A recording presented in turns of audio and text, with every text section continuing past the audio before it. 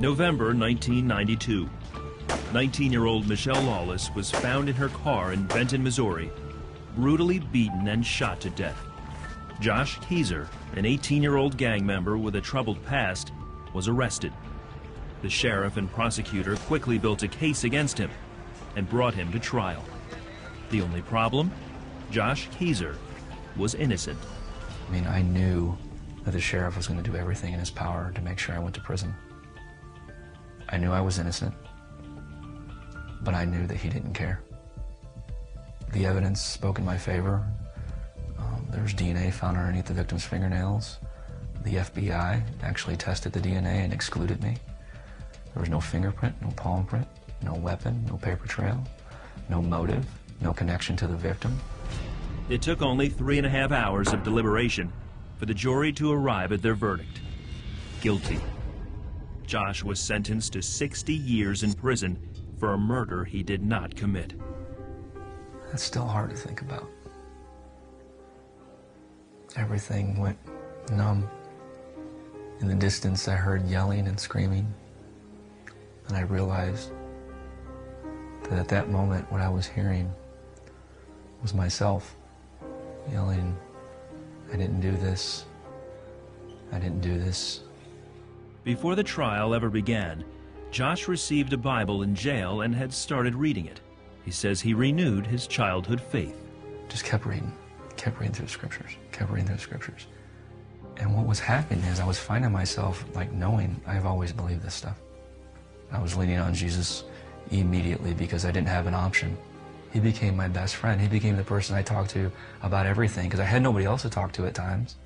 That faith became his only source of hope as he entered the Missouri State Penitentiary, once labeled the bloodiest 47 acres in America. I lived with serial killers and rapists, child molesters, thieves, liars, cheats. I lived around a nightmare. I lived where every corner you walked around there could be bloodshed. Josh says it was God who kept him alive and gave him hope.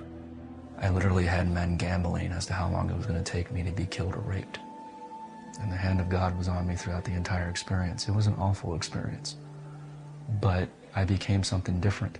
I became a Christian. When you have Christ in that place, you can see the sunshine. You notice the life around you.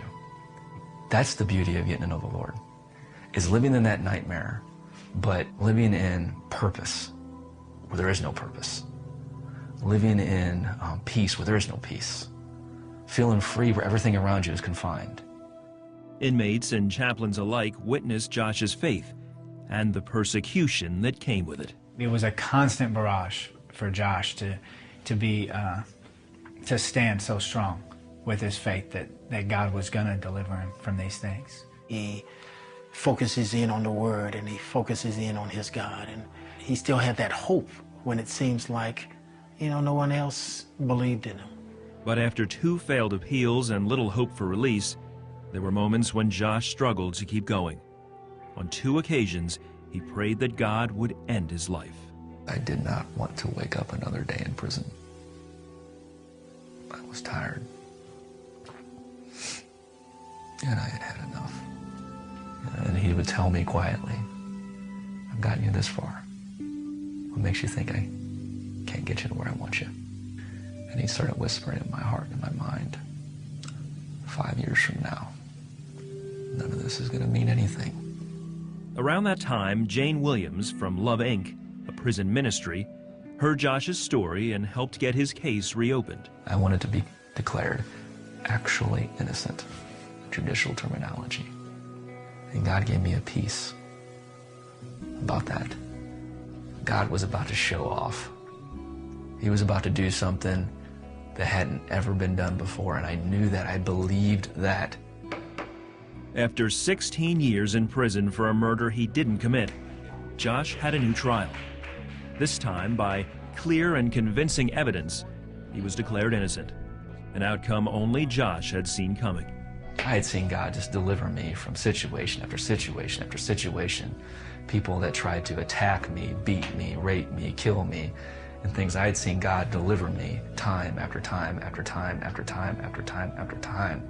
how could I expect anything different when that time came? I'm very thankful for what the judge did, and I'm very thankful for my attorneys and the people in my life. But above all, I'm thankful because God gave them to me. And it was He that set me free, in my spirit, in my heart, in my mind, and in my body. Today, Josh is a free man.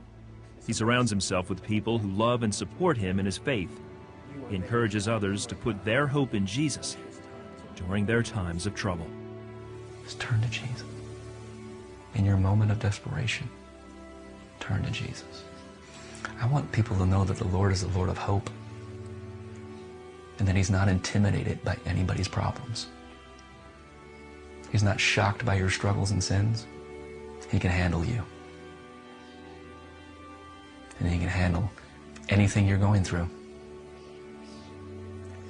And He still does miracles.